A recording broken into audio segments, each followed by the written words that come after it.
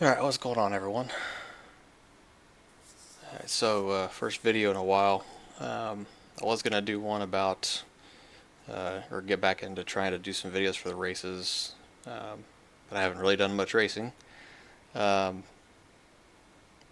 and then the one race I did do was such a cluster that just wasn't going to be the best video to upload. So uh, see if I can get some more in um, this next season, and hopefully the races go a little bit better. But today, I'm going to be covering um, one of the additions in this latest build, the Cadillac GTP. Uh, excuse me. It's, I mean, I mostly do like the F1 stuff these days, but the prototypes have always been something that I've been interested in. And when I did road racing in the past, I always ran prototypes. I did the Riley a bunch back in the day, and then I say a bunch for me being a not road racer at that time, and then raced the LMP2 a few times, and then earlier this year I ran the Daytona 24 in the BMW GTP. So, but of course the Cadillac has got a lot of attention because of its glorious engine note. Everybody, well, I don't say everybody because there's one person out there, I'm sure, but basically almost everybody that's fascinated with racing is in love with this car and the sound of its engine. And so obviously it was like an instant purchase for me. And so I figured I'd drive it around a little bit. I did some initial preliminary running just to kind of get my wheels set up, make sure it was ready to go. Um, so I'm just gonna go out and do a few laps, and then I'm gonna jump out and jump back in with the BMW because I heard that the BMW had a lot of updates applied to it. And when I drove it in the Daytona 24, I I don't think I really liked it very much. The braking was something I really struggled with a lot, but overall, it also just kind of felt, to me, it didn't feel like a high level prototype. It kind of was, to me, it felt like a GT3 car, but with a little bit more power and a little more downforce. But it just, I don't know, it kind of just felt like a pig. So anyway, the little bit of running I did with the Cadillac, it felt pretty good. So we'll go out and do some laps. I'll give a second impression, and then, like I said, I'll jump out, switch into the BMW, and then take a run, do a few laps with that, and see, kind of just do a real quick comparison.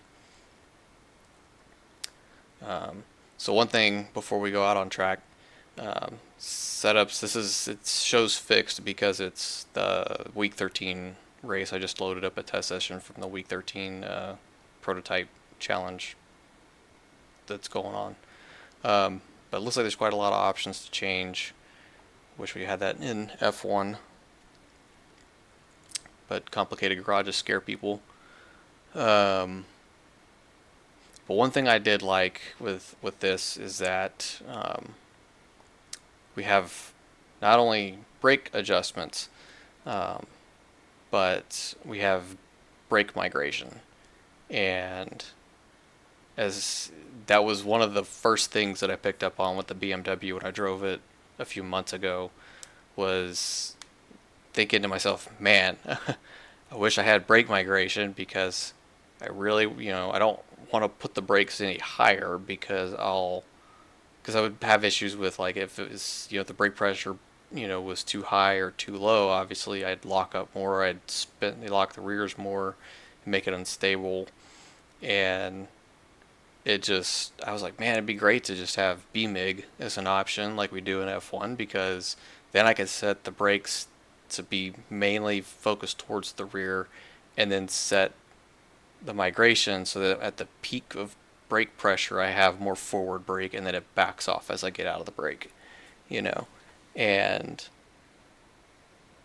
um, So I'm so glad that they added it, at least for the Cadillac. Um, I don't know if they've added it for the BMW. I've heard kind of mixed answers to that, that the BMW has improved braking or what have you. So I'll take a look. I'm going to set this down a little ways and do that. The only thing I wish we had on this, and that I wish I could see, is in the F1 car, there's the dynamic ramping option, which is kind of the point in pedal travel where that where it starts to ramp up to whatever you have that split. So say this is set to 50% and you have, 3 on the BMIG, that would bump it up to like 53%. I'm just throwing numbers out there. That 25%, the brake bias dynamic ramping means that at 25% brake, pressure, it takes off. And vice versa, when you're coming back down off the brakes, once you reach that 25% threshold, if that's where you have it set, then that's when it finally starts to come down.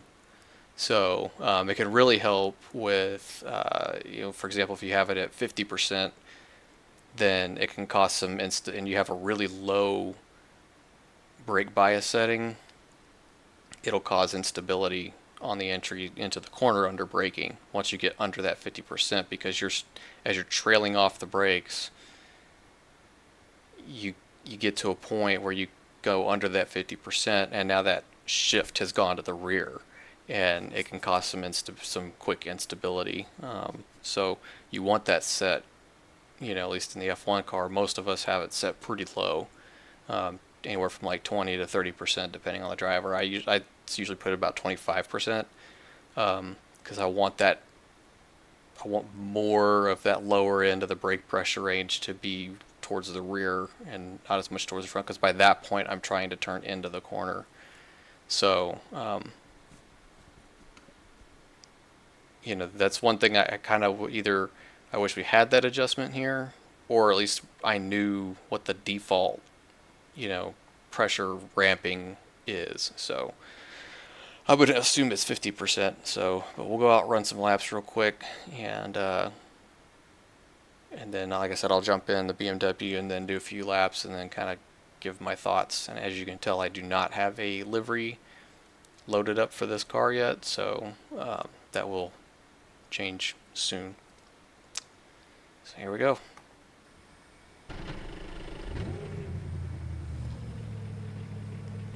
I did turn up the volume for the engine, so it may be a little louder than my speaking volume, but I mean, interior sounds are a little bit muffled because of the way that iRacing does things, but man, outside it still sounds pretty decent in here. So I'm gonna go ahead and shut up and run a few laps. So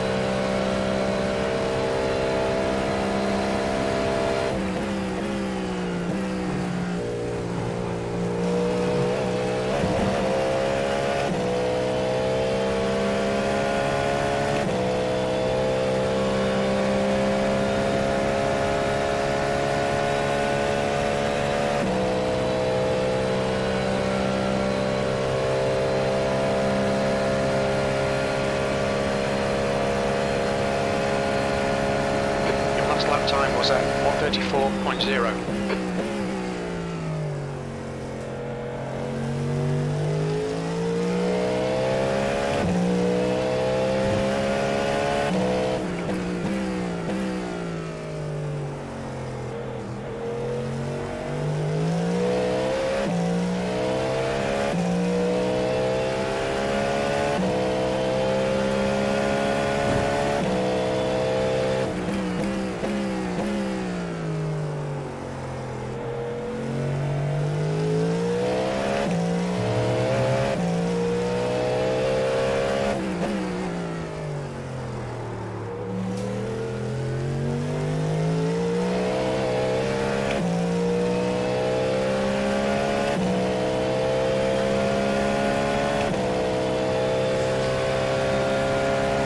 I will say that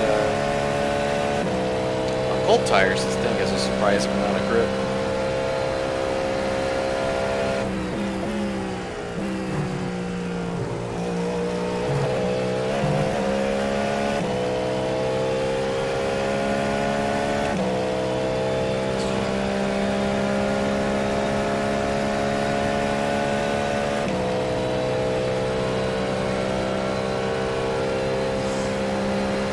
I mean, it feels really good. A lot better than the BMW did. That lap time was 1:33.9. Sectors 1 and 3 are fast. Sector 2 is 0.4 off your best.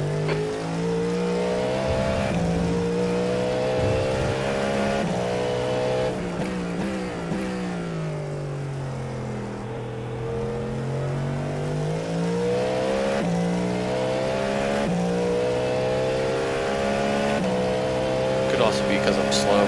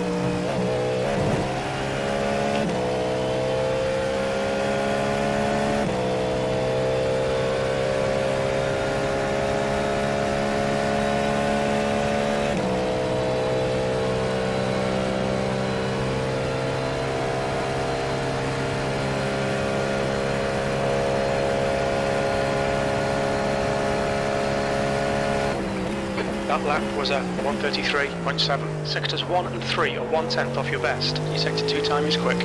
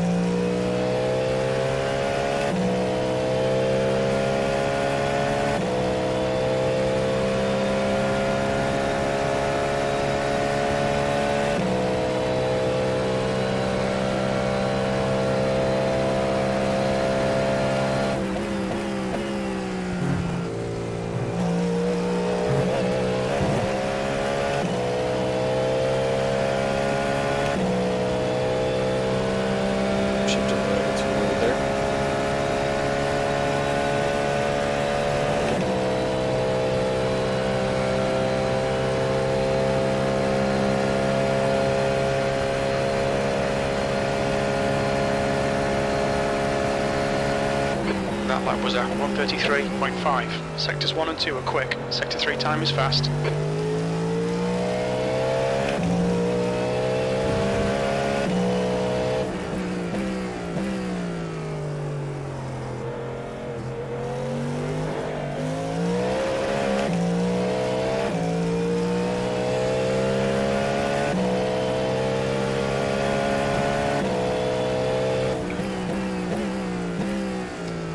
Alright, let's bring it back to the pits.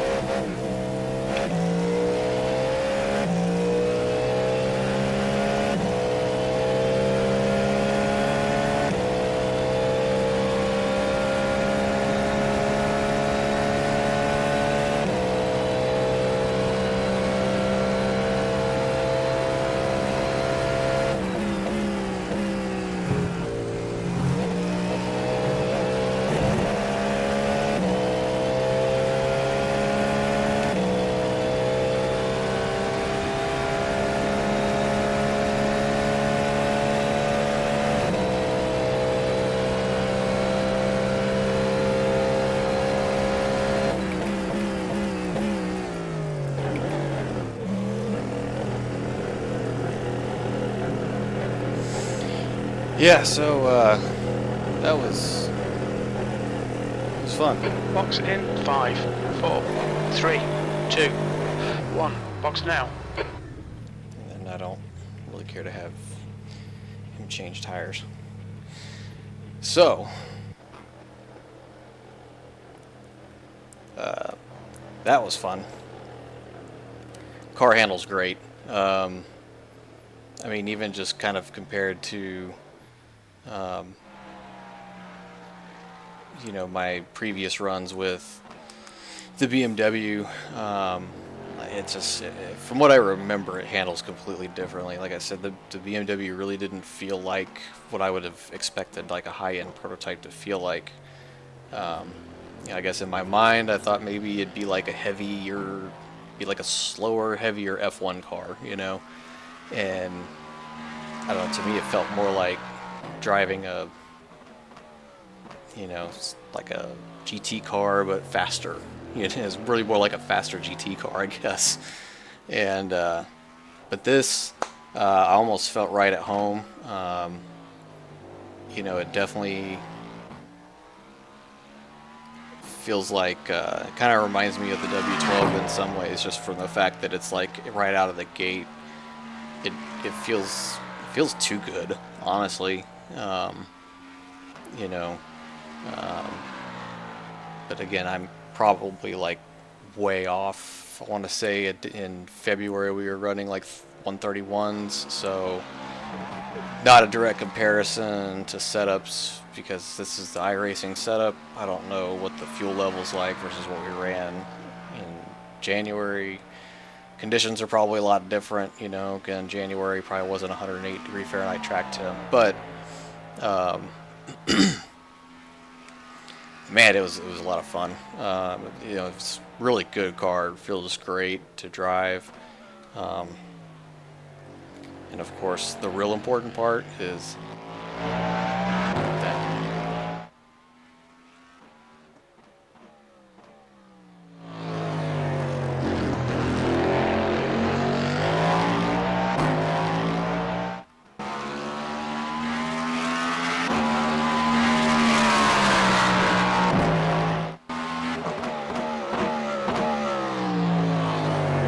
These days, all my cameras will be in the right place.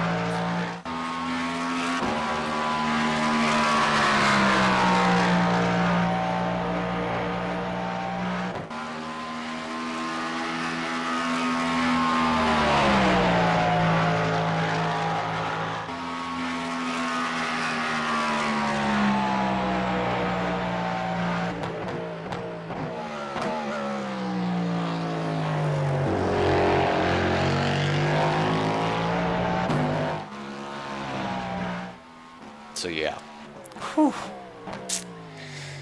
That sound's gonna be in my head all night while I'm sleeping. So, anyway, I'm going to jump out now, swap over the BMW, and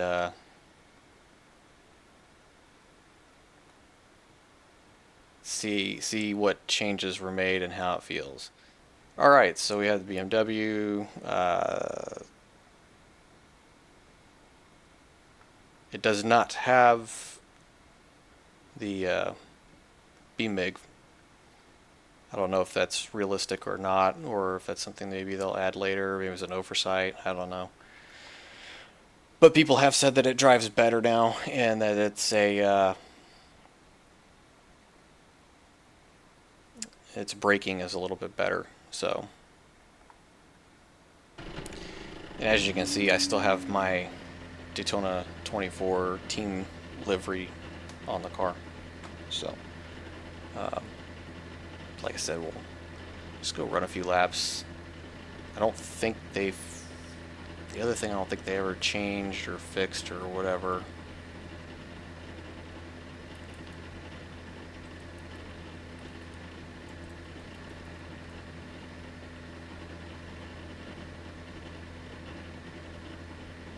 Yeah, so it doesn't look like they... Oh, they did. Down at the bottom left of the dash, SOC, it has something in there about the state of the battery, so that's good, I think. It was one of the things that I found kind of weird running this compared to the F1 was that there was nothing there to tell you, hey, this is what your battery percentage is. This is just the battery setting you have. Not that we ever changed it because there's no reason to. So we're gonna run a few laps. I did.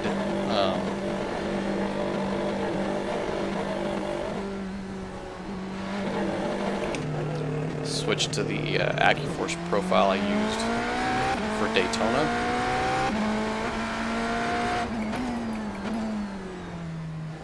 So, just to kind of see if I can remember some stuff. The steering feels a lot different. Even different from the Caddy.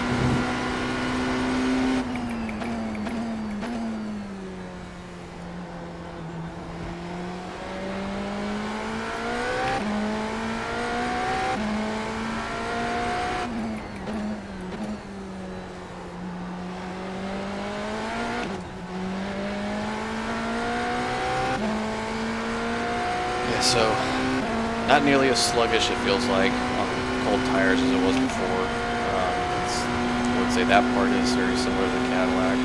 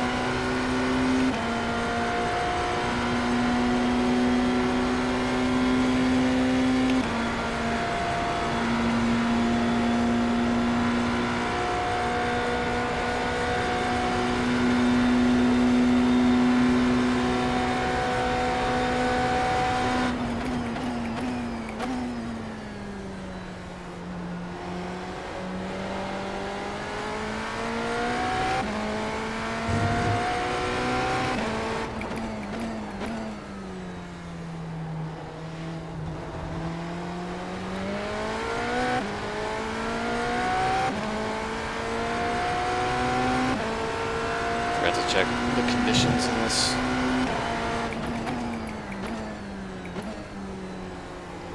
session compared to the last one.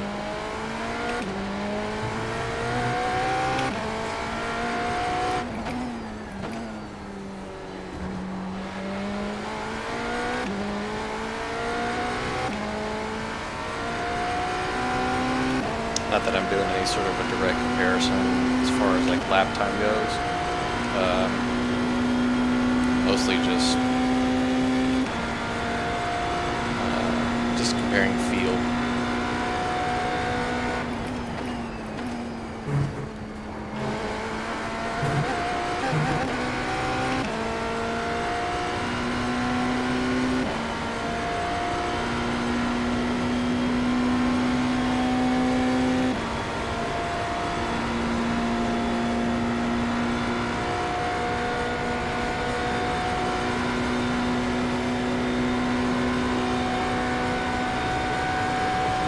That was 133.5.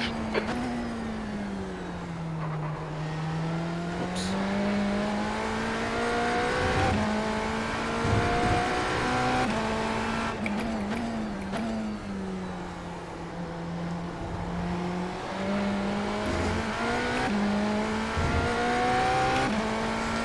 Well, I do need to update my force feedback profile for the BMW, because it does feel kind of wonky, but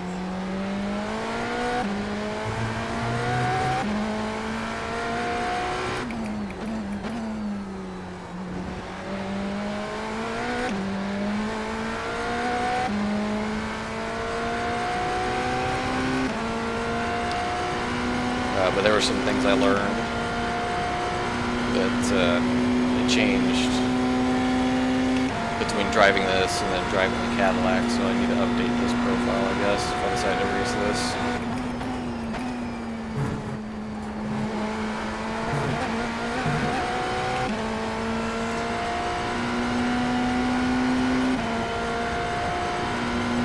Basically, I watched Daniel Morad's video about realistic force feedback settings, and while I don't have the same wheelbase as him, so it's not one-to-one, I did change a few things that he talked about that are similar, and found a slightly better...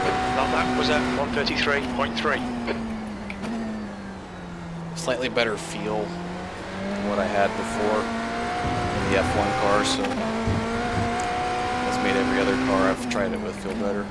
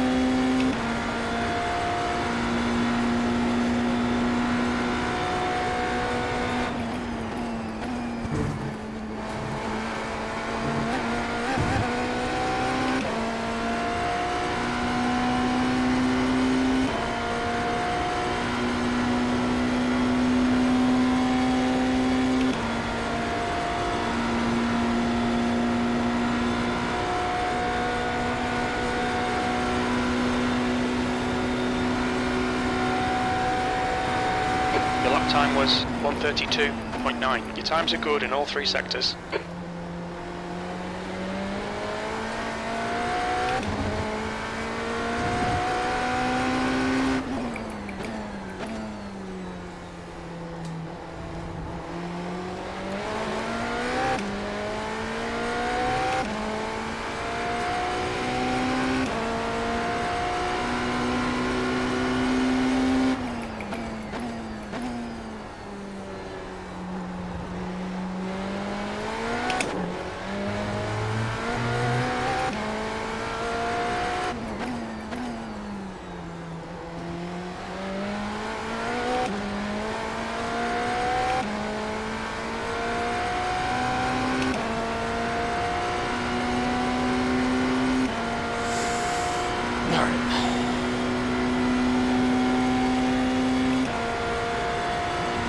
Probably not the same number of laps, but enough laps for me to have done a pretty good mental comparison.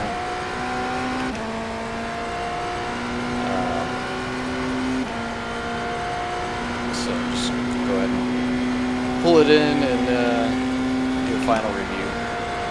Blow the engine from stroking it out.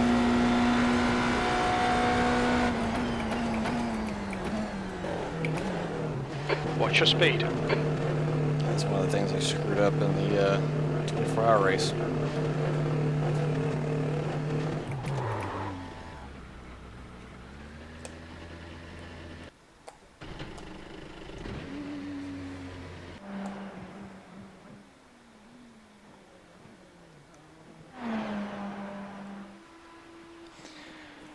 Alright, so final thoughts. Both of these drive really well. They definitely did improve on the BMW. It's, you know, not a direct comparison because the track temp's a little cooler here and probably a few other things that are different from the last session. But I've read where people have said that the BMW and the Cadillac are pretty close on speed, so hopefully that means you know, you won't be seeing, you know, everybody run the Cadillac in one place and everybody run the BMW somewhere else, and you have all those types of, you know, issues with the other series that have multiple car combinations that aren't NASCAR or V8 supercars where they're all identical.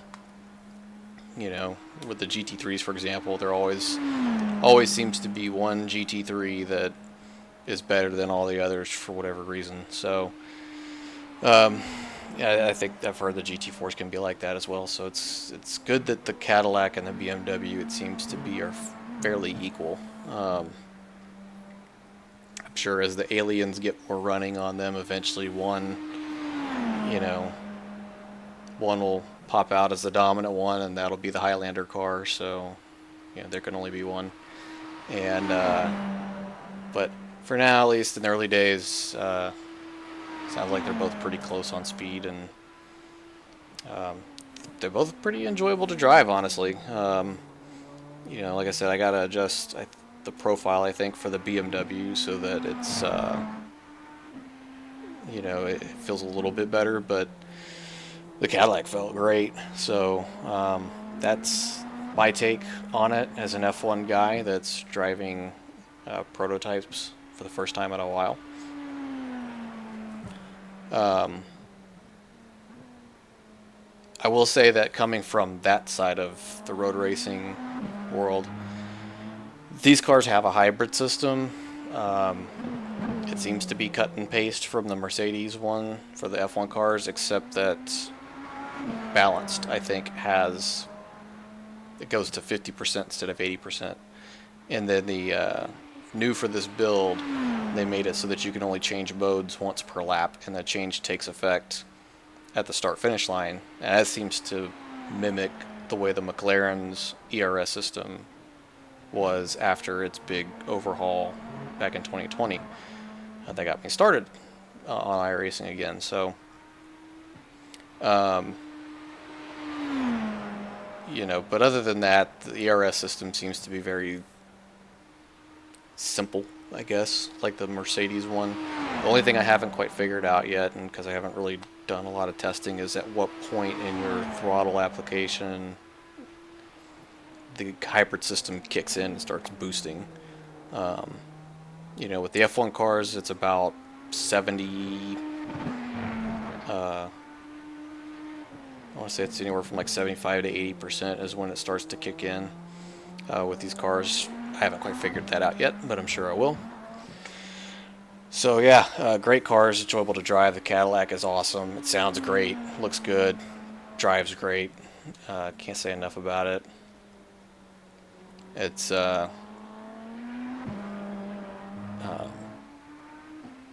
I don't know that it's gonna pull. These are gonna pull me away from my F1 stuff, but who knows?